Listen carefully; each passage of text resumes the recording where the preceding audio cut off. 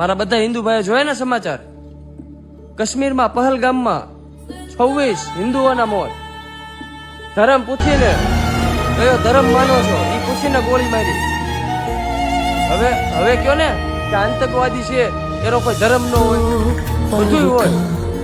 Personally target કર્યો આપણા ધર્મને, આપણા લોકોને માર્યા. સરકારને એક જ વિનંતી કરું છું કે આની ઉપર છે ને 100% ની પણ 1000% છે ને પગલા લઈ લેજો. આવી એ હું એની પેઢીમાં કોઈના બાપથી આવી હિંમત ન થાય ને એવી એકવાર એ બધાને પગલા ભરી લ્યો એની સામું, બધા સામું. બાકી આ દર વખતે હજી 2025 ચાલુ થયું છે, 2-3 મહિના નથી ગયા આવા કાંડ મીડા થવા. એટલે એમાં આપણા ગુજરાતી લોકો પણ ઘણા બધા હતા, આપણા હિન્દુ લોકો. જોકે ટાર્ગેટ એને જ કર્યા છે પર્સનલી. હજી તો નીચે એક ફોટો બતાવ્યો તમે જોઈ લો, એના મેરેજ થયા ને 2 મહિના હજી થયા છે, ત્યાં એના હસબન્ડ ને ગોળી મારી દીધી. નામ પૂછીને ગોળી મારતા હતા.